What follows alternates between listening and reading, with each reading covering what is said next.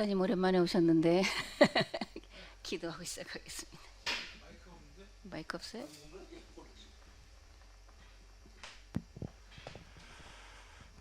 기도하겠습니다. 사랑해 주님 감사합니다. 오늘 이제 9월이 또 되었습니다. 정말 흰남노라는 태풍의 그러한 고통으로 인해서 이 나라 많은 백성들이 힘들어하고 정말 아프고 어려운 시간들을 또 지내고, 또 그러한 어려움을 넘어서 이렇게 또 하나님이 주신 태양 안에서 우리들이 또 새로운 마음으로 다시 서로를 위로하며 거룩한 소망 가운데 나아갈 수 있도록 우리에게 새로운 시간 허락해 주심을 감사합니다. 이번 이제 9월 한 달 동안은 우리가 다니엘서를 통해서 함께 말씀을 나누고, 또 그를 통해서 하나님의 말씀의 깊은 세계들을 이해해 가려고 합니다. 이 모든 것을 주관해 주시고요, 앞에서 이끌어 주시는 우리 연 목사님 함께 해 주시고, 또 듣는 우리 모두 가운데 정말 그 말씀 안에 깊은 세계 속에서 함께 세워져 가는 우리 공동체가 될 수 있도록 인도하여 주옵소서. 주님께서 정말 도우시는 가운데 우리 길동 목사님 건축사업 마무리도 여러 가지 어려운 일들이 있으나 잘 마무리될 수 있도록 도와주시고, 또 이제 포럼을 준비하는 가운데 있습니다. 그것도 주님, 정말 주님 때가 되어서 이루어지는 줄 믿사오니 정말 그를 통해서 캐노이스 신학이 바로 세워지고, 그것이 얼마나 이 시대에, 그리고 앞으로의 세대의 구원의 길이 되는 것인지를 잘 정리될 수 있고 선포될 수 있도록 주님께서 길동 목사님이 함께 하시고, 그 모든 포럼 과정에 함께하여 주옵소서. 그를 위해서 이렇게 준비하는 시간에 이 시간을 우리가 함께 나눕니다. 이 시간도 주님께서 은혜로 채워주실 줄 믿습니다. 무엇보다 말씀을 전하시는 목사님의 지혜와 총명을 더하시고, 듣는 우리에게 깨달음의 영으로 충만하게 하여 주옵소서. 우리 모든 가운데 함께 해주심을 믿고 감사드리며 예수님의 이름으로 기도하옵나이다. 아멘. 너무 얼굴을 자주 보여서 죄송한 마음도 있는데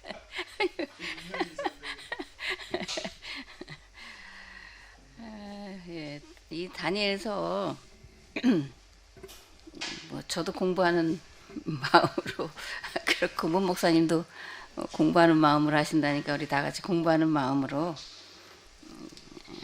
하겠습니다. 제가 이걸 다 꿰서 뭐 하는 게 아니기 때문에 저도 강 목사님 설교하신 거 녹취한 거 또 이게 타이핑 작업도 해가지고 빼기도 하고 이렇게 한 건데 들으려고 하면 들려진다 그런 생각을 갖습니다. 제가 이전에 강 목사님이 그런 얘기를 하시더라고요. 지방에 집회를 갔는데 이응 뭐 그 설교를 강사 설교를 들을 수가 없었다 뭐 그런 얘기를 하시잖아요. 그래서 마음을 바꿨다 그랬더니 거기서 하나님께서 깨닫게 하시는 게 있었다. 그래서 저도 저희 지방 집회에 갔는데 이응 이게 이제 들을 수가 없는 그런 건데 강 목사님 말씀이 생각나서 그래서 들어야지. 그리고 들었더니 정말 깨닫고 또 새롭게 알고 그러는 게 있더라고요. 그러니까 들으신 분도 있고 또 처음 듣는 분도 있고 또 기존에 들어서 다니엘서에 대한 어떤 선입견이라든가 기존 지식이 있는 분들도 있을 텐데 강 목사님이 성경을 해석하시는 것은 많은 차이가 나잖아요. 그러니까 그런 것을 또 한번 비교해 보시면서 들으신 분은 들었지만 정리가 됐냐는 또 다른 문제이기 때문에 정리해 보시는 그런 시간을 가지셨으면 좋겠다 그런 생각을 합니다. 제가 누가복음 12장 54절에서 56절을 이제 시작을 하면서 이렇게 여기다 기록을 했는데요. 때를 분간하라. 그래서 때를 분간하라. 날이 그러니까 해가 저녁 때 해가 이렇게 뭐죠? 이게 뭐라 그래? 해물이라 그러나 그러면 이제 내일 날이 뭐 어떻겠다. 뭐 또 바람이 뭐 여기 남쪽에서 불면 뭐 덥겠다 그러는데 위선자들아. 하늘의 기상은 분간할 줄 알면서 닥쳐올 위기에 대해서 경고하는 일들을 외면하고 있다. 오늘 우리도 닥쳐온 이미 닥쳐온 것도 있지만 이거보다 더 강한 것들이 계속해서 사실 올 텐데 이런 것들을 분간하지 못한다면 가장 먼저 우리가 계약 공동체 안에 들어와 있는 우리가 위선자가 된다라는 것, 하나님이 우리를 위선자라고 하신다라는 걸 정말 기억을 하시면서 말씀을 함께 배우고 또 깨닫는 그런 시간이 되었으면 좋겠습니다. 예언자, 그들은 누구일까? 눈앞에 닥친 문제를 해결하려고 나선 자일까? 아니면 장래일을 내다보고 미리 대책을 마련하고 그것들로 백성들을 가르쳐서 준비시키는 자일까? 이거 제가 생각을 해본 건데요. 눈앞에 닥친 문제에 대해서 대책을 마련도 하지만 그러나 예언자들은 눈앞에 당장 닥친 그런 그러니까 일기에 대한 것을 말하는 자들이 아니라 시대의 징조를 아는 자다. 그래서 앞으로 장래에 일어날 일들에 대해서 준비시키고 교육시키고 훈련시키는 자들이다. 그런데 문제는 항상 예언자들의 말을 듣는 자가 없었다. 귀 있는 자는 들어라. 이건 예수님의 말씀이지만 오늘 우리도 또 저도 저 자신에게 그리고 함께 듣는 여러분들에게 귀 있는 자가 되라. 그래 들으시라. 이런 권면의 말씀을 드립니다.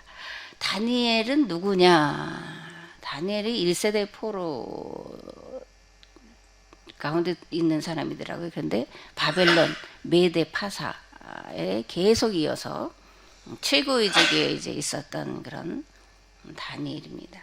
두 번째로 다니엘서를 해석할 때 염두에 두어야 할 세 가지.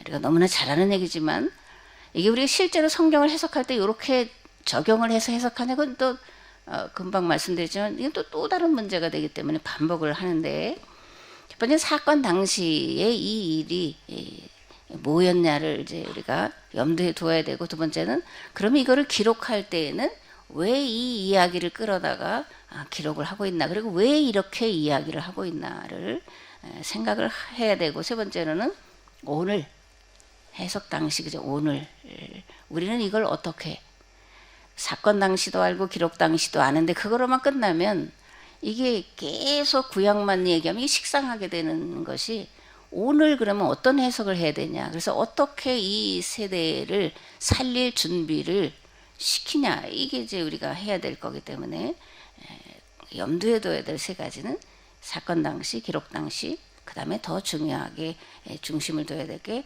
해석 당시다. 우리 문 목사님 잘 아시는 영성과 뭐라 그러죠?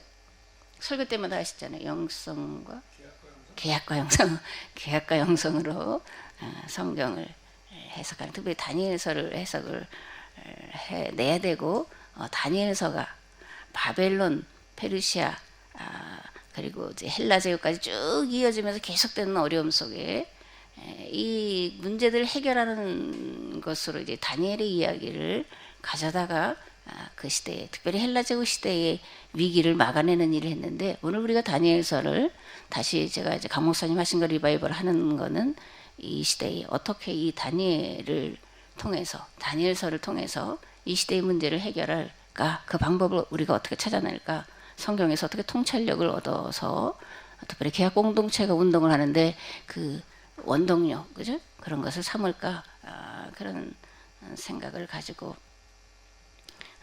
해야 되고 저희도 그렇게 들어야 된다 그런 생각합니다. 다니엘서 다니엘이 썼나 그죠?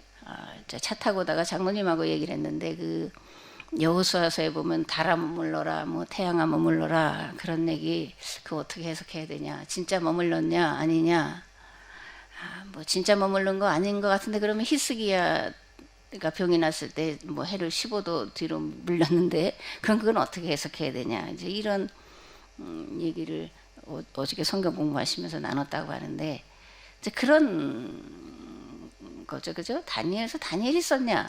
그 바벨론 포로의 그 다니엘의 이야기 실제 그 상황을 기록한 거냐? 이렇게 보는 자들도 있고 또 아니다. 뭐 저희들도 그렇지만 헬라 제국 시대의 그 위기를 극복하기 위해서 그 바벨론 시대에 있었던 다니엘의 이야기를 끌어다가 이제 기록했다 이렇게 보는 건데 보수주의는 이게 바벨론의 포로 생활했던 그 다니엘이다. 이제 그렇게 생각을 한다라는 거죠. 근데 진보주의 신학자들은 아니다. 기환 이후의 문제를 해결하기 위해서 썼다. 이렇게 보는 거라는 거죠.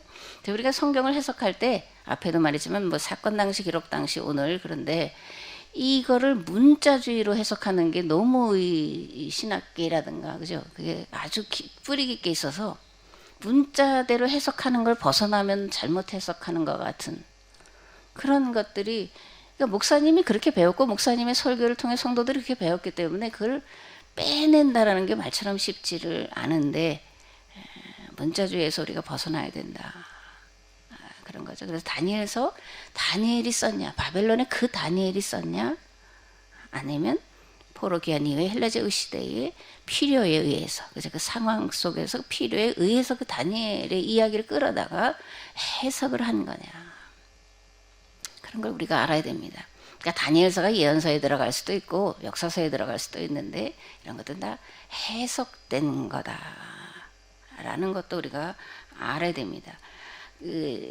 시리아, 그죠? 시리아 셀루쿠스 왕조가 이제 지배할 때 특별히 이제 안티오쿠스 4세가 유대 지역을 이제 헬라화하려고 아주 군대를 뭐 이끌고 오고 성전에다가 그 우상을 세우고 돼지로 뭐 제사 지내고 한 그런 것 때문에 이제 유대 사회가 혼란을 겪고 또 대제사장들은 헬라 문화를 아주 좋아했어요. 그래서 그들은 받아들인 사람들이라고 적극적으로.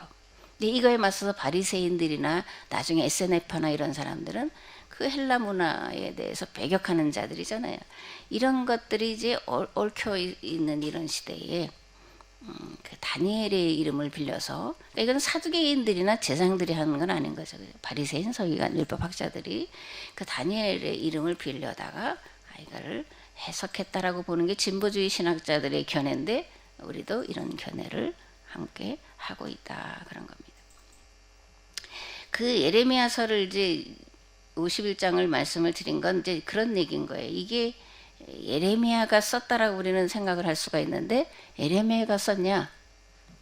예레미야가 쓴 게 아니라 예레미야 제자들이 물론 예레미야가 한 말이죠. 그런데 기록한 것은 이제 예레미야 제자들이 썼다 그걸 이제 말씀드리려고 다니엘도 그 다니엘이 쓴 게 아니라 헬라제국 시대의 필요에 의해서 누군가 기록했다 이걸 말씀드리려고 예레미야 51장을 여기 기록을 해놨습니다.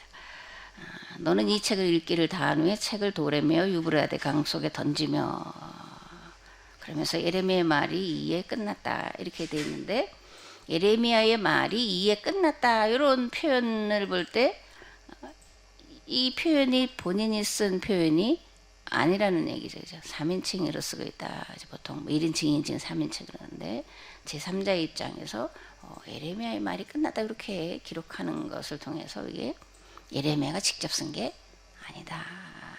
그리고 그 시대에 그 예레미야가 있었던 그 당시에 예레미야가 쓴 게 아니라 포로지에서 다시 그것도 수집하고 하면서 한 얘기다 이런 겁니다. 그 포로기가 시작할 즈음에 예레미야 제자들이 예레미야가 한 말을 기록하고 그것을 통해서 왜 이스라엘이 바벨론의 포로로 끌려왔는지 그리고 더 중요하게 예레미야의 말대로 하면 포로 생활 70년이 끝나면 돌아가게 될 거다. 그러니까 예레미야 말대로 돌아갈 것을 준비하라 이런 의미로 이제 기록을 하고 있다라는 거죠. 이와 마찬가지로 다니엘서도 바벨론의 포로로 끌려가서 그 포로 생활하던 그 다니엘이 기록한 게 아니라 후대의 어떤 시점에, 그죠? 후대의 어떤 시점의 필요에 의해 다니엘의 이야기를 끌어다가 쓰고 있다. 하는 것을 우리가 알 수가 있습니다. 그리고 이제 학자들이 이런 건 하는 거죠. 다니엘서 1장 2절 3절은 히브리어로 되어 있고 또 뭐 2장 4절부터는 7장까지는 아람어로 되어 있다. 그러니까 이걸 뭐 통해서도 이게 한 사람이 기록했다면 하나의 그런 기억했을 텐데 히브리어, 아람어 이렇게 섞여 있는 것을 통해서도 여기 사건 당시와 기록 당시가 다르다라는 것을 이제 우리가 생각할 수 있다, 그죠? 다니엘서 언제 기록했나 이거 이제 계속 반복해서 말씀을 드리고 있는 건데 헬라 제국 시대에 기록했다고 보는 것이 타당하다. 다니엘서의 내용을 볼 때 다니엘서는 헬라 제국 시대의 필요에 의해 그죠? 누군가가 기록한 거다. 헬라 제국이 통치하던 시대에 페르시아 문명, 이집트 문명이 다 사라지고 이제 헬라 문명만 남아 있었잖아요. 이럴 때 유대인들이 그 어느 때보다 심각한 이제 신앙 위기 그리고 정체성의 위기를 겪게 돼요. 그래서 이것을 이제 막기 위해서 이제 다니엘서를 기록했다 그런 얘기입니다. 특별히 이제 알렉산더가 죽은 후에 헬라 제국이 4개로 나눠지잖아요. 근데 유대 사회에 가장 많은 영향을 끼치고 박해를 가한 것은 이제 시리아의 셀류쿠스 왕조였다. 그리고 안티오쿠스 4세가 더 악랄하게 이제 그런 헬라화 정책을 펼쳤다 그겁니다. 그래서 안티오쿠스는 자기를 하나님이다 이렇게 신의 현현. 제가 오다가 동영상을 봤는데요. 브라질에 한국 사람이 한 500명인가 가서 이제 이렇게 집단 농장처럼 하는데 어린 애들에게 그 교주가 뭐 애들 보러 여보라고 부르라고 그랬대나.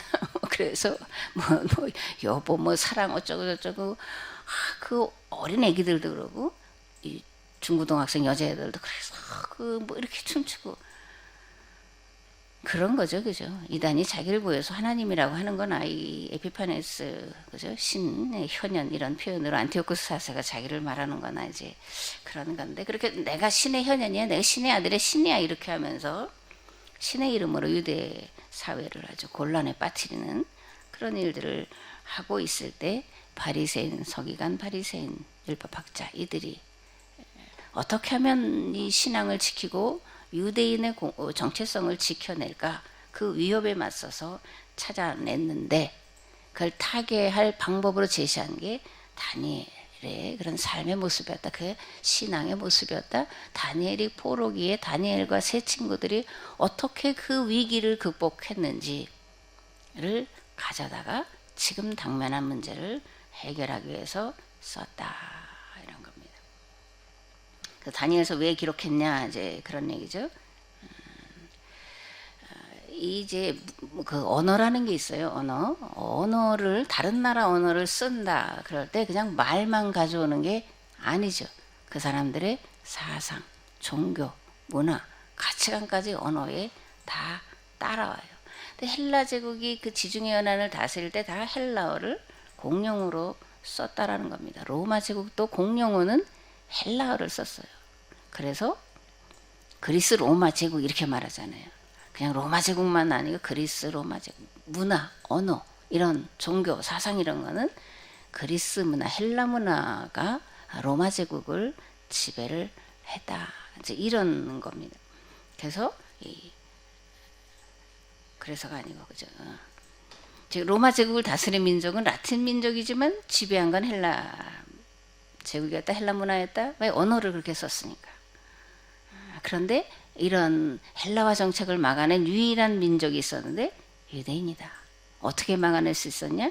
교육에 효과했다. 뭐를 통해서? 바벨론의 다니엘을 통해서 교육시키고 훈련시키고 해서 헬라화를 막아냈다. 이제 그런 겁니다.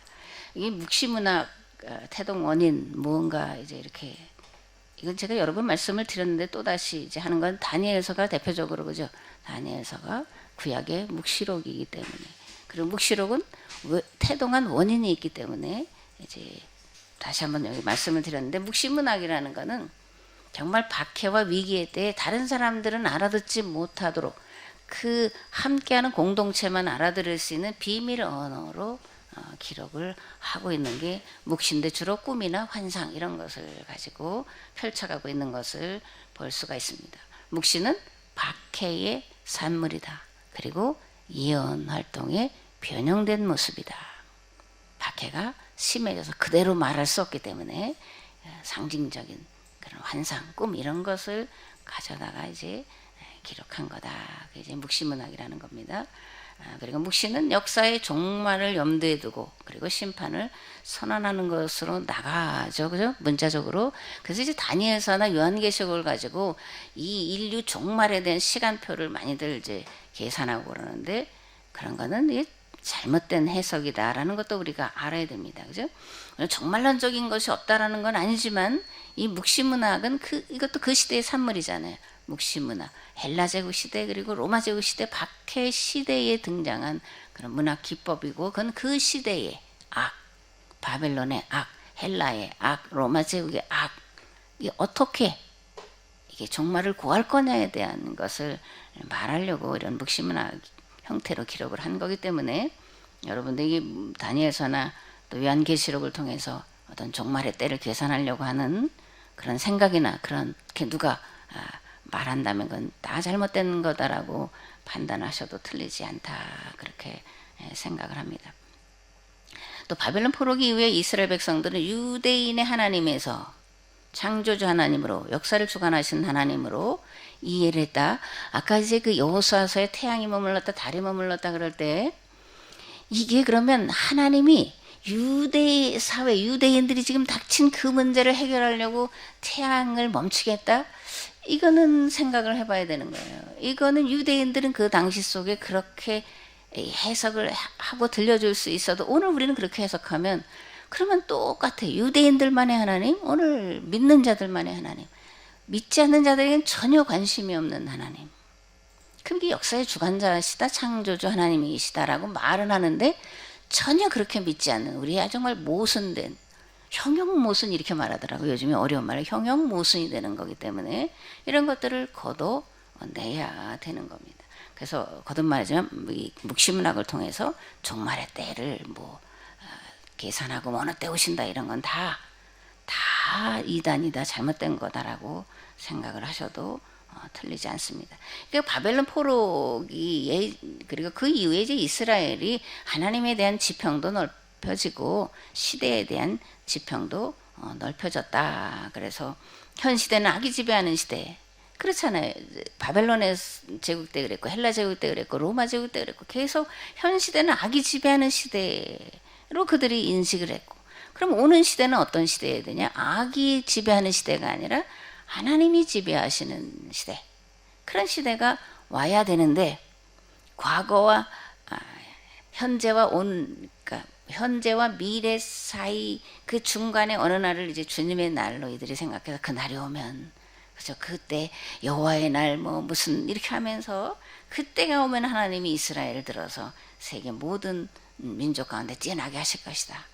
세계를 다 다스리게 하실 것이다. 다윗 왕국을 재현하게 하실 것이다. 이렇게 이제 주님의 날을 이들이 구약 성경에 보면 많이 나오는데 그렇게 또 생각을 했다라는 건데 이것도 걷어내야 되는 생각이죠. 그죠? 걷어내야 되고 이렇게 한 거는 그 시대 도무지 감당할 수 없는 그 역사의 소용돌이 속에 이스라엘이라고 하는 히브리 문학이라고 하는 히브리인들의 신앙이라고 하는 것이 뿌리째 뽑힐 위기에 어떻게 이것을 지켜낼 거냐에 대해서 방법을 제시하는 거기 때문에 그 시대에 그들이 해결을 하려고 한 것으로 우리가 이해를 해야 되지 우리가 보통 하는 종말의 때를 생각하는 것으로 해서는 안 된다. 그런 얘기를 거듭 말씀드립니다. 역사의 현장 속에 삶의 경험을 통해 이런 하나님에 대한 이해의 지평도 넓혀지고 시간에 대한 이해의 지평도 넓혀지고 그랬다. 이렇게 이해를 하시면 됩니다. 그 다니엘서 9장 27절 한 일에 두 일에 셋대 반 이렇게 나가는데 그 통치자는 희생제사와 예물을 드리는 일을 금할 거다. 근데 이게 한 일에 두 일에 또는 한 때 반, 두 때 반, 셋대 반 그래서 이게 반년, 1년 반, 셋대 반이 3년 반 이렇게 해서 때를 계산하는데 그 통치자는 희생제사와 예물을 드리는 일을 금할 거다. 성전에 우상이 세워질 거다. 이런 건 다 에피파네스 안티오쿠스 4세가 한 실제 일이었다는 것을 우리가 이제 알아야 되는 거죠. 그 다음에 이제 종말 사상에 대해서는 지난번에도 제가 말씀을 이제 드렸던 건데 또 다시 한번 이제 반복을 해보는 거죠. 첫 번째로 유대인의 종말 사상. 그날 여호와의 날 메시아 대망 사상. 다윗 제국의 재현, 지금까지도 유대인 사회를 강력하게 끌어가고 있고 붙잡고 있는 것이 메시아 대망 사상이다. 그런 겁니다. 그리고 이 종말은 세상 종말을 말하는 게 아니라 세상에, 이거야말로 세상에 이 유대인들, 이 이스라엘 사람들을 괴롭히는 그 악의 세력이 멸망을 당하고 다윗과 같은 영광스러운 제국을 재현해서 세상을 다스리게 될 그날, 그걸 유대인들의 종말 사상이다 그런 거죠. 그 성경의 종말 사상, 구속사적인 종말 사상, 계약사적인 종말 사상이 있다는 것을 알아야 돼요. 우리가 거의 알고 있는 건 구속사적인 종말 사상이다. 이제 우리가 성경을 계약사로 보면서 이런 잘못된 종말 사상을 바꾸어 가야 된다라는 겁니다. 현재적인 종말이 있고 미래적인 종말이 있는데 이 계약사적 관점에서 보는 종말 사상은 창조의 완성을 말한다. 우리는 이 창조의 완성이 있기 전 그런 시대를 우리가 살아가는 거잖아요. 그럼 우리는 어떤 종말 사상을 가지고 살아야 되냐? 현재적인 종말. 그래서 이 땅에 하나님 나라를 시작하고 완성을 이루어가는 삶의 과정 속에 있는 완성을 향해 가는 그런 삶을 살고 있다는 것으로 해석을 해야 됩니다. 마태복음에 드러난 멸망의 징조 4가지, 이것도 마찬가지인 거죠. 예루살렘의 멸망에 대해서 말씀하신 부분이 있어요. 그러면서 예루살렘 멸망의 징조를 말할 때 이건 이스라엘을 또 그 당시 세계를 괴롭히는 악한 세력의 멸망을 말하는 거고, 그 다음에 이제 세상 멸망에 대한 징조도 있는데 그때 이제 최후 심판, 종말 이런 것도 이야기하고 있다라는 것을 이제 알 수가 있죠. 그래서 쭉 해놓은 거는 제가 다 원고를 보내드렸으니까요. 그리고 반복하는 거니까 이제 보시고 쭉 넘어가고, 네 번째 최후의 심판, 최후의 종말, 요한계시록 20장에 되어 있는데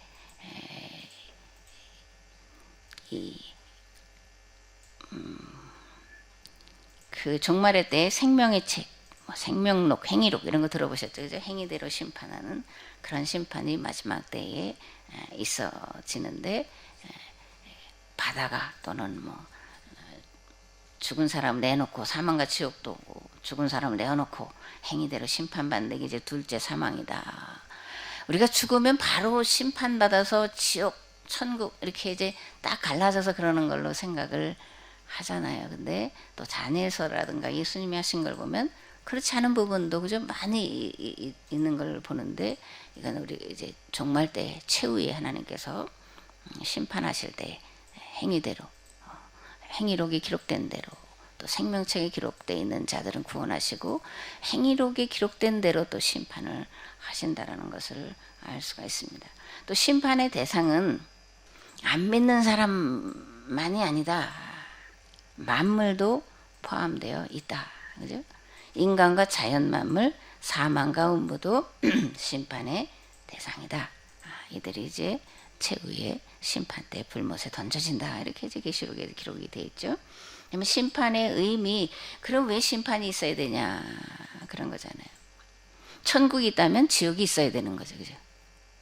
천국이 있다 그러면 지옥이 있다라는 거예요. 빛이 있다 그러면 어둠이 있다라는 거잖아요. 그래서 이 심판의 의미는 최후의 심판은 있어야만 된다. 왜냐하면 선과 악이 우리가 경험하고 부딪히고 하는 삶에서 선과 악이 반드시 있잖아요. 이 땅에서 많은 사람들을 죽이고 누구 씨나 그 북한 김 씨나 저 러시아의 푸 씨나 이런 사람들 다 천국 간다 그러면 이건 하나님의 공의에 어긋나는 거잖아요. 하나님의 법에 어긋나는 겁니다. 그래서 그런 심판이 있어야 돼요. 또 주를 위하여 죽기까지 충성한 자들에 대한 심판도 있어야 됩니다. 그래서 그들이 행한 대로 하나님이 갚아주시는 것이 있어야 되는 거죠. 그래서 이런 심판은 죽음 이후 부활과 심판이 동시에 진행되는데 행위록에, 그래서 우리 삶에 대해서 네가 네 말로 이실직고 하렸다 이런 거잖아요. 하나님 앞에서 내가 한 말로 이실직고 해야 될 때가 온다. 그 두려운 거는 이게 목사 점점점 두려운 건 뭐냐면 이게 이제 이실직고를 해야 되잖아요. 문 목사님도 하나님 앞에. 근데 내가 내 말로 심판받지 않도록 그런 말씀이 있잖아요, 복음서에. 근데 이 목사가 얼마나 말을 많이 해. 그거 이실 짓고 하려면 참 그냥 죽여주세요 그래야 될 것 같아. 뭐라고 입을 뗄 수 없을 것 같아. 그 다음에 부활의 대상에는 자연 만물도 포함되어 있다. 아, 천국에 뭐 인간만 있으면 그거 뭔 재미가 있겠어요? 또 맨날 뭐 하나님을 찬양만 하는데 그것도 그렇잖아. 영원인데 만물과 함께 어우러져서 탐욕이 없는 세상, 땀 흘리지 않지만 기쁘게 일하고 그것으로 함께 즐거워하는 그런 세상, 그죠? 그러니까 자연 만물이 있어야 되는 거예요. 그러니까 부활의 대상에는 사람만이 아니라 자연 만물도 포함된다. 그래서 새 하늘과 새 땅이 이 땅에 임할 거다 그러는 거죠. 그다음에 종말의 때와 시기, 묵시록을 가지고 계산해서는 안 된다. 왜냐하면 정해진 때가 아니기 때문에. 정해져 있어. 이건 예정이야. 그러니까 숙명이야. 운명이야. 이거는 세상에 그 우상 숭배자라든가 우리나라 이게 무당이나 뭐 이런 점치는 사람들이 하는 게 운명, 숙명, 예정 그런 거잖아요. 근데 그러나 이 종말의 때와 시기는 정해진 게 아니다라는 거예요. 오늘 우리가 이 계약 공동체 운동에 참여하는 우리가 어떻게 하느냐에 따라서 이 시기는 길어질 수도 있고 짧아질 수도 있다라는 겁니다. 우리에게 무한 책임, 그죠? 제가 꽂힌 말이 또 무한 책임이에요. 계약 공동체에게 무한 책임이 있는데 이 종말의 때를 당길 거냐, 멀게 할 거냐, 이런 것이 우리에게 주어졌기 때문에 두려운 마음으로 이 일을 해야 된다. 그런 걸 제가 거듭해서 이제 강조를 드리는 거죠. 사도행전에도 보면 때와 시기는 아버지께 있다. 예수님이 그렇게 말씀하시잖아요. 때와 시기는 아버지의 권한에 있어 너희가 알 바가 아니야. 우리가 종말의 때를 계산한다. 그거는 월권이에요. 자기 자리를 떠난 마귀예요. 유다서로 말하면. 이건 하나님의 권한에 있는 거다. 그런데 그 권한은 하나님이 독자적으로 내가 이렇게 이 때를 정해야지가 또 아니라는 얘기가 되는 거죠. 하나님 100%, 우리의 100% 이게 맞아지는 그 때에 하나님께서 하신다. 우리의 행위를 따라서 우리의 삶의 자세를 보시고 우리가 준비되었을 때에 그 때가 하나님의 때와 맞아져서 하나님이 역사를 하시는 거다라는 이해를 우리가 반드시 가져야 됩니다. 다섯 번째, 오늘 우리는 다니엘서를 어떻게 해석해야 되냐. 이게 사실 더 중요한 거죠. 그죠? 계약과 영성으로 해석해야 된다.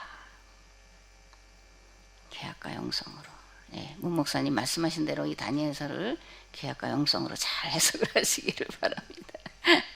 우리가 살아가는 현 시대는 혼돈과 무질서, 무법의 시대잖아요. 또 제가 좋아하는 꽂힌 성경이 창세기 1장 2절, 그렇죠? 땅이 혼돈하고 공허함에 흑암이 깊음이. 이게 이 바벨론 시대의 그 상황이잖아요. 혼돈하고 공허하고 무질서하고 하나님 안 계신 것 같고.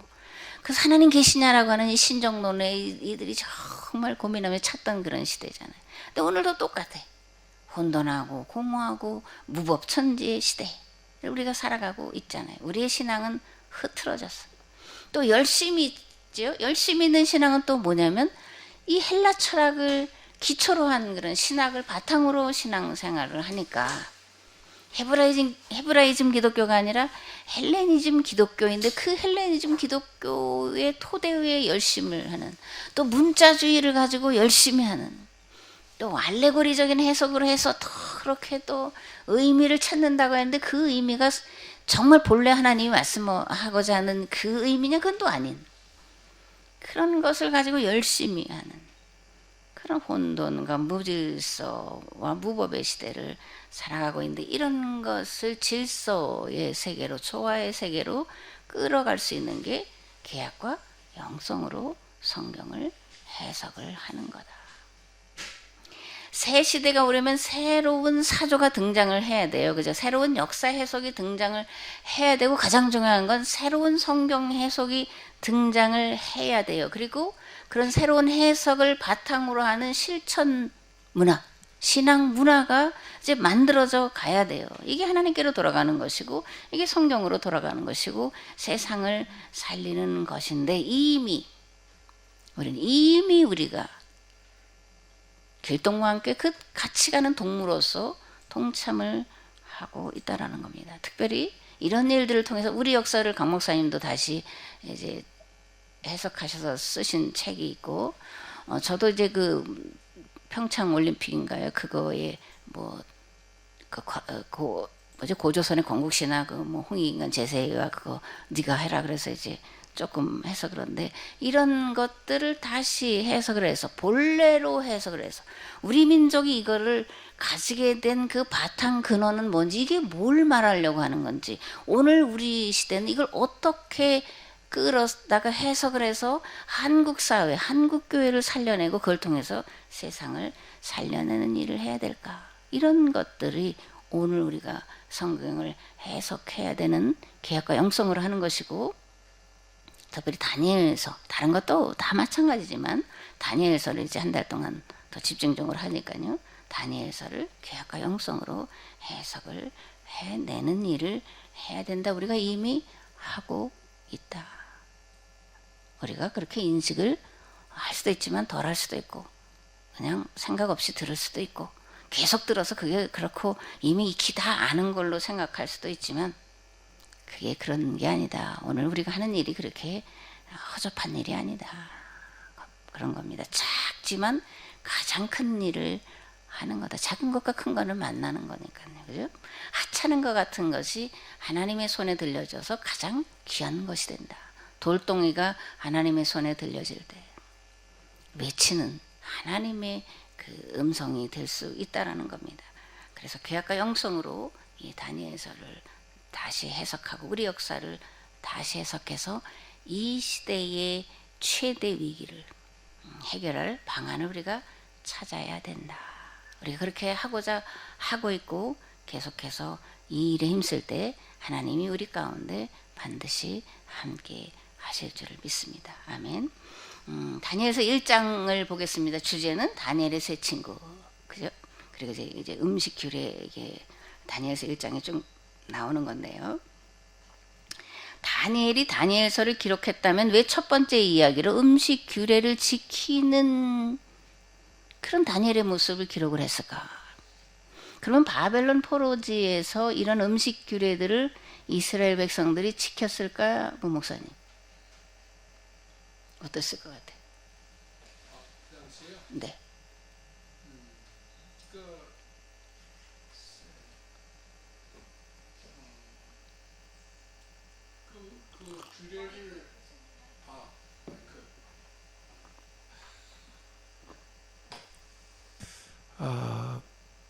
그 당시 음식 규례를 지켰느냐? 네.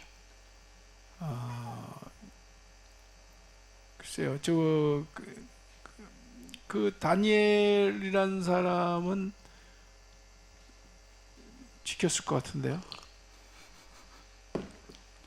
지켰을 수도 있겠죠. 네. 그러면 신명기에 있으니까. 그런데 이제 우리 거듭하지만 신명기를 지금 우리가 가지고 있는 신명기로 이렇게 완성한 거는 사실 또 이건 포로기 시대고, 그죠? 아니 저는 강 목사님처럼 함정보다 이렇게 대답하면 이렇게 다른 대답을 준비할 그런 실력은 안 됐어. 강 목사님의 질문에 우리가 어려움을 느끼는 건 뭐냐면 강 목사님 하신 걸 다 들어가지고 요 대답이 저 질문에 대한 대답이겠다라고 하면 다른 얘기를 했으니까 이게 오매기지고 해가지고 이제 예, 그 속을 우리가 알 수가 없기 때문에 어려운데 제 속은 다 보이는 거니까. 근데 이제 요 다니엘서 계속 말씀드렸잖아요. 다니엘서를 그 바벨론 포로지에서 그 다니엘이 썼냐 아니냐 이런 걸 얘기를 했잖아요. 요게 헬라 제국 시대의 그 상황, 그 위기를 극복하려고 하는 것으로 다니엘을 끌어다가 이제 썼다라는 거잖아요. 그러면서 음식 규례가 들어가는 거라고. 이거는 이방인과 철저하게 구분되려면, 이방인과의 관계를 끊으려면 그들이 먹는 걸 안 먹어야 돼. 다시 말해 그들이 식탁에 참석을 하질 않아야 돼. 그러니까 이게 더 했을 수 있어요. 문 목사님 말씀대로. 그런데 강화됐다. 아마 그런 이야기가 그들의 기억 속에 또 전승 속에 있었기 때문에 그걸 통해서 적극적으로 그렇죠. 자기들의 그 상황을 이야기하려고 했을 거란 생각이 듭니다. 그러니까 다니엘과 근거가 없이 무조건 한다는 건 말이 안 되죠. 그렇죠. 다니엘과 그러니까 신명기에 있으니까 음식 규례가 없는 게 아니잖아요. 그죠? 그러니까 다니엘이나 이런 사람들은 그 음식 규례를 지켰을 거라고 우리가 충분히 생각을 할 수가 있어요. 그런데 이거를 강화시키는 거지. 이거를 이렇게 절대화 시키는 거죠. 그걸 위기를 넘어가려고. 그 다음에는 이제 안식일 규례를 그렇게 하는 거잖아요. 그다음에 할례를 그렇게 하잖아요. 왜냐면 할례를 안 받으려고 하니까. 이 할례를 지키면 율법을 다 지킨다 이렇게 나가는 거예요. 안식일 날 운동장으로 놀러 가고 뭐 가니까 스포츠 경기 보러 가고 하니까 어떻게 이 젊은 아이들을 이 말씀으로 예배로 회당으로 끌어들일 수가 있냐? 그러니까 안식일 지키면 유대교 율법을 다 지키는 거야. 그렇게 되는 거예요. 음식 규례를 지키면 다 지키는 거야. 라고까지 이렇게 할 만큼 이걸 강화시켜서 그것으로 유대 사회를 결집하는 거죠. 그리고 그걸 율법을 지키는 거다 구원과 연관시켜서 이렇게 해나가고 있는 것을 볼 수가 있습니다. 그 안티오쿠스 에피파네스 계속 말씀드리는데 이 안티오쿠스 에피파네스가 유대 사회에 들어와서 끼친 그런 신앙적인 그런 해악이 이렇게 이제 있는데 첫 번째로 신상을 만들어서 섬기도록 했습니다. 더군다나 예루살렘 성전 안에 제우스 신상을 세워놓고 이제 거기에다가 제사 드려라 이렇게 한 사람이고 두 번째로 이제 군대를 보내서 예루살렘을 점령을 했죠, 그죠? 그리고 음식 규례를 통해 신앙과 정체성을 지키려고 목숨을 건 유대인들에게 좋은 음식을 차려놓고 먹도록 강제했다. 여기 다니엘서 1장에 나오는 거잖아요. 왕이 산의 진미를 차려놓고 먹으라고 특별히 각 나라에서 뽑혀온 그 장래 촉망되는 아이들에게 좋은 음식을 차려놓고 먹도록. 근데 이 에피파네스 안티오쿠스는 강제로 했다 이제 그런 거잖아요. 그래서 다니엘과 세 친구가 안 먹는다 이렇게 나오는 거잖아요. 이런 것들을 통해서 이제 헬라화 정책을 막아내는데 그게 이제 1장의 음식 규례 속에서 이제 끄집어내고 있고 전개시켜가는 그런 거다 합니다. 다니엘서 1장 요 본문은 쭉 이제 보시면 되고요.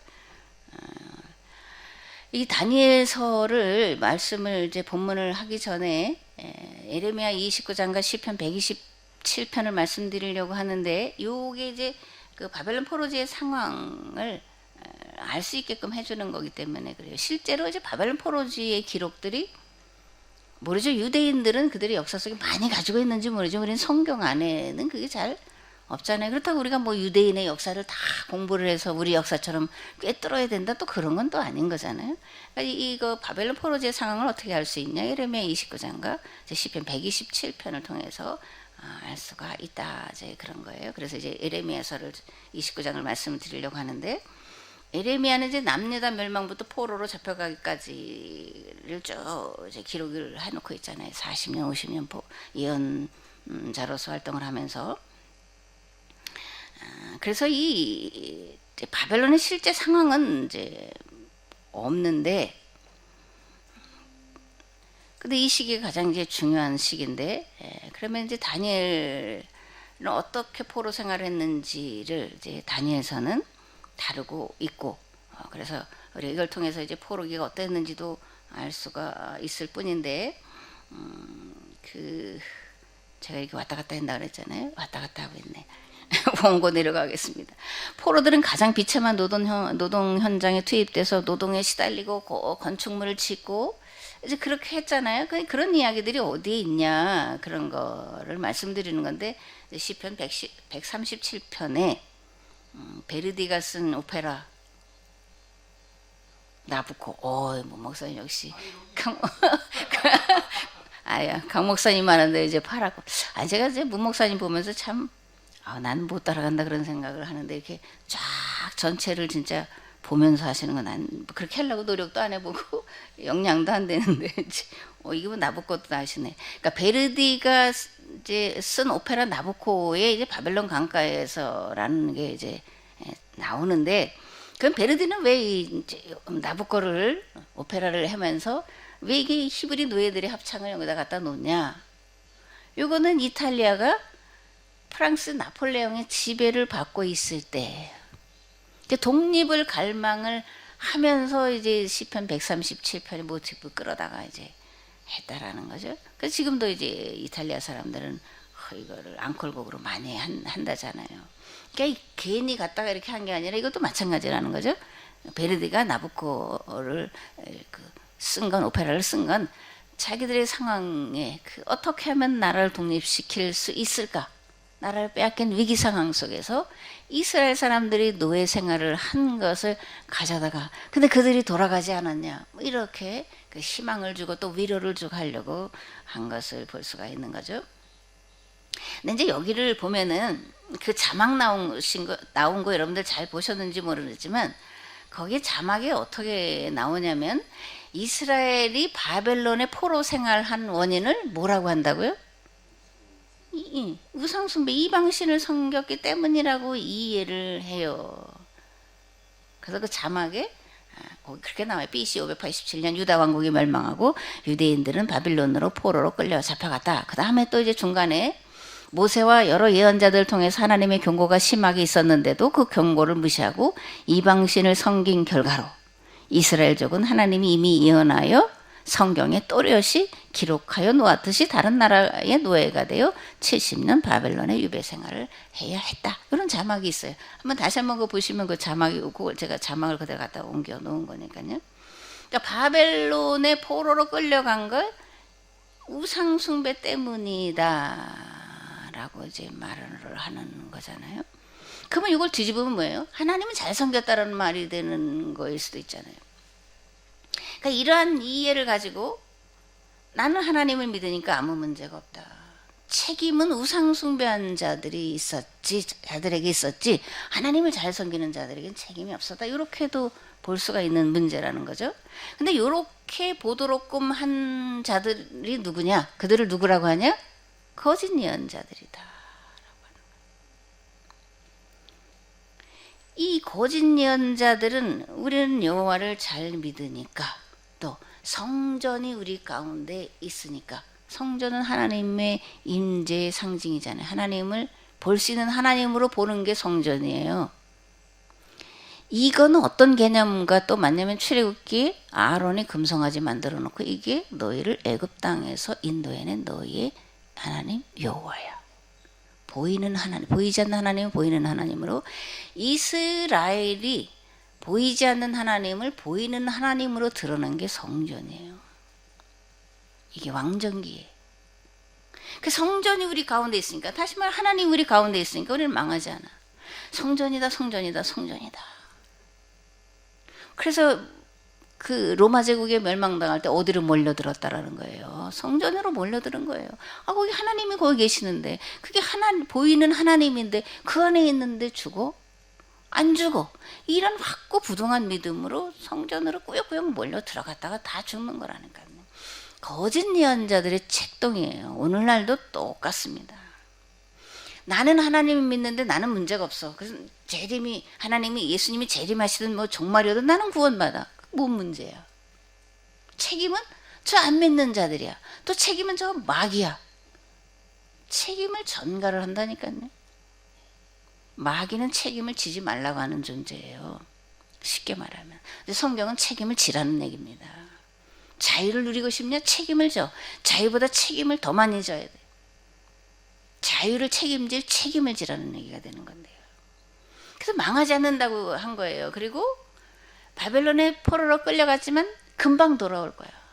이게 거짓 예언자들이 그 바벨론 포로지에 끌려간 자들에게 한 얘기예요. 그런데 아니다라는 겁니다. 특히 예레미야가 그러잖아요. 아니다. 너희는 거기다가 집을 짓고 살아라, 결혼하고 자식 낳고 살아라, 그렇게 하잖아요. 과일나무를 심어라. 오래 걸릴 거다. 70년 걸릴 거다. 나는 믿으니까, 나는 잘 믿으니까 그렇게 착각하도록 하는 건 마귀의 괴계다. 잘 믿죠. 그렇더라도 하나님 앞에서 내가 잘 믿는다라고 말할 수가 없는 것이 나라고 하는 존재잖아요. 하나님 앞에서 죄인이라는 존재잖아요. 인간의 삶을 육으로 살아갈 때 인간성을 완전히 벗어날 수 있냐? 그건 아닌 거라고요. 우리 여전히 인간, 그리고 그러나 인간 안에, 내 안에 들어와 계신 성령님으로 인해서 인신 이렇게 됐다 그랬잖아요. 신인, 인신. 그럼에도 여전히 인간성이라고 하는 제한을 가지고 살아가기 때문에 하나님 앞에서 완벽할 수도 없고 완벽한 자도 없고 완벽하다고 말해서도 안 되고 내가 잘 믿는다라고 말해서도 안 되는 거다. 근데 문제는 잘못 믿으면서 잘 믿는다. 잘못 알고 있으면서 잘 알고 있다. 제대로 알고 있다. 이게 이제 문제라는 겁니다. 성전에서 제사로 하나님을 잘 섬기면 하나님이 지켜주신다라고 이들은 정말 믿었어요. 믿습니다. 아멘이었다고요. 성전신학, 제사신학. 근데 이거를 따라서 신앙생활하는 자들을 참 예언자들은 뭐 이렇게 그죠? 칭찬하고 그게 맞다라고 한 그런 것을 볼 수가 있는데 참 예언자들은 아니다. 그래서 거짓 예언자들과 참 예언자들이 이렇게 분명하고 극명하게 구별이 되는 것을 알 수가 있습니다. 오늘 우리도 마찬가지다. 뭐 새벽기도 하고 또 뭐 주일 성수하고 뭐 11조 각종 헌금 잘하고 교회 봉사 잘하면 하나님이 기뻐하시고 복 주신다라고 믿죠. 그렇지 않다, 전혀 그렇지 않다라고 얘기하는 건 아닙니다. 그런데 요 속에 바알이라고 하는 교묘한 사단의 괴계가 들어와 자리 잡고 있을 수가 있다. 그런 겁니다. 문자로만 바알을 섬겼냐 하나님을 섬겼냐 그런 거잖아요. 아니 오늘 계약공동체 운동에 참여하는 분들이나 계약공동체 운동에 참여하는 목사님들을 교회에 함께 신앙생활하는 사람들이 뭐 보이는 우상을 숭배하는 사람이 있어요? 없잖아요. 그 우리의 문제는 뭐냐? 보이는 어떤 그런 게 아닌 보이지 않는 우상을 우리가 섬기고 있다는 게 이제 문제인 거잖아요. 제가 좀 주일 설교에 말씀드렸는데 이게 하나님을 어떤 요런 하나님 근데 그 하나님을 전부 이게 하나님의 전부야라고 믿는다면 우리가 가장 범하기 쉽고 범하는 우상 숭배가 될 여지가 너무나 많다. 사실 우상 숭배다 그러는 겁니다. 문자대로가 아니라 내 신앙생활도 그죠. 문자대로가 아니라 내가 어떤 걸 더 중요하게 여기고 있나, 어떤 거에 더 마음을 쓰고 있나, 또 내가 어떤 교회 일이든 이런 것들 열심히 하는데 내 안에 어떤 생각, 어떤 자세를 가지고 그 일을 하고 있냐. 내가 이걸 통해서 나를 드러내고 싶고 나를 인정받고 싶고. 이건 제가 지난 우리 목요일 성경 공부에 자아 비판적인 모습으로 했어요. 제가 이걸 하면서 내가 다 하고 싶다라는 생각을 가졌다라는 얘기를 했어요. 칭찬받고 싶다라는 생각이 있다라는 걸 저만 하는 건데 했어요.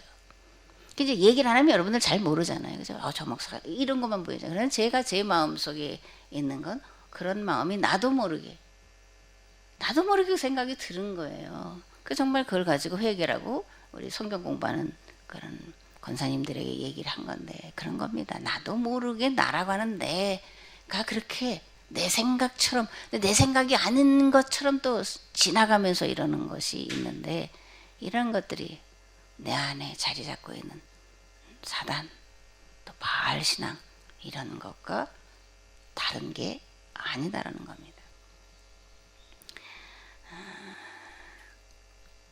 여기 이제 시편 137편을 소개하면서 7절을 보면 여호와여 기억하소서 하면서 예루살렘이 사로잡혀 가던 날 에돔이 어떻게 하였는가를 저들이 말하기를 바닥에 아예 내동댕이 쳐 찢어버려라 하지 않았던가요.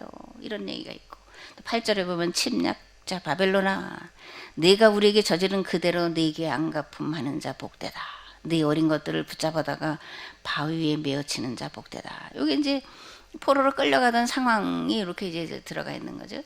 이스라엘이 멸망하고 포로로 끌려가는 것을 보고 에돔 사람들이 이렇게 얘기를 했다는 거예요. 잘 됐다. 찢어버려졌으면 아예 망했으면 좋겠다. 뭐 요거 우리가 일본하고 이제 아주 잘 적용되고 우리가 하는 거잖아요. 그러니까 이 이스라엘이 망하는 걸 에돔 사람들이 즐거워했다라는 건데 왜 즐거워했냐? 이것도 그들이 가진 역사가 있는 거잖아요. 이 유대 민족이 에돔족 속에 대해서 한 행동이 있는 거잖아요. 이 BC 2세기에 요건 이제 그 앞에 얘기겠지만 BC 2세기에 이제 유다 하스몬 왕조가 지배를 하면서 에돔을 어떻게 했냐면 에돔 모압 이쪽 지역을 정복을 하면서 강제로 개종을 시켰어요. 유대교로. 안 하는 사람들은 죽이는 이런 역사가 이제 반복돼. 근데 그 앞전 세대도 그런 게 있었잖아요. 특별히 다윗, 솔로몬 때 에돔 지역을 정복하면서 마음대로 약탈하고 했잖아요.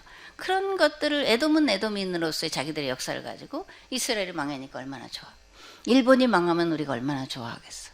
그런 거라고요. 근데 망해야 되는 건 아닌 거죠. 그죠? 이번에 태풍을 보면서 하여튼 일본 쪽으로 가라 그런 마음도 있어서 그런데 그럼에도 하나님 대만도 안 되고 일본도 안 되고 우리도 안 되고 하나님 인명 피해가 없도록 재산에 피해가 없도록 없을 수는 없지만 그건 우리가 대비한 만큼 그런 거가 되고 대비한 것보다 더 강하게 왔으니까 그런데 없을 수는 없지만 최소화되게 해주세요. 빨리 급속하게 빠져나가게 해주세요. 2시간 뭐 반 만에 빠져나갔는데 뭐 울산 지금 초토화됐다고 얘기를 하잖아요. 우리는 여기 있어서 태풍 피해가 실제가 어떤지 잘 몰라요. 그래서 괜찮은가 보다 그러는데 절대 괜찮은 게 아니에요. 빠져나간 지역 포항 울산은 아주 뭐 포항제철이고 여기 난리가 난 거 우리가 같이 아파하면서 도울 기회가 있다면 돕는 그런 것들도 동참을 해야 되리라 그런 생각을 합니다. 또 이제 시편 137편 8절 9절 보면 이제 바벨론에 대해 저주의 말을 퍼붓잖아요. 우리가 당한 것처럼 너희들도 당해봐라. 그러니까 바벨론 포로들이 얼마만큼 이 바벨론에 끌려가서 억압을 당하고 괴롭힘을 당하고 그랬는지를 알 수가 있는 거예요. 그러니까 봐라. 하나님 우리와 함께 하시면 너희들은 우리가 당한 것보다 더 심하게 당하게 될 거다. 이렇게 하면서 이제 또 위기도 이겨내고 이제 견뎌내는 그런 것들을 볼 수가 있습니다. 이 역사상 가장 강한 제국으로 꼽는 게 이제 이 바벨론 제국이에요. 이쪽에 이제 철기 문화가 히타이트족이라고 하잖아요. 해족속, 히타이트족. 이게 성경에만 나오는 걸로 알았잖아요. 얼마 전까지. 그래서 이건 신화적인 얘기를 알았어요. 그런데 이게 실제잖아요. 그 유물들이 발견되면서. 근데 이들이 가장 먼저 그 철기 문화를 가져온 사람들이에요. 고조선은 BC 800년이에요. 중국은 BC 한 400년 그 이후에. 그래서 무기를 만들어서 이제 그 한 나라가 계속 고조선을 괴롭히다가 고조선이 결국 BC 202년, 198년에 이제 뭐 그 당군이 다시 신이 돼서 뭐 묘양선으로 들어갔다 이렇게 그들의 역사를 그렇게 기록을 하고 있잖아요. 그러니까 이 지역이 아주 강력한 군사 문화를 가지고 있는 지역이에요. 지금 여기는 IS 본고지로 있는 거. 그러니까 이 지역이 굉장히 이제 또 여기는 그 복음이 전파될 때는 가장 강력하게 복음을 받아들이는 정말 목숨 걸고 가장 많이 순교한 또 지역도 이 지역에 있는 걸 보면 이 민족성도 우리가 이제 알아볼 수 있는데 어쨌든 역사상 가장 악한 제국 그러면 바벨론 제국이다. 이 바벨론 제국에 끌려간 이 유대인 포로들이 얼마만큼 고통을 당했겠어요. 정말 뼈에 사무치는 거지. 당해봐라 그러는 거죠.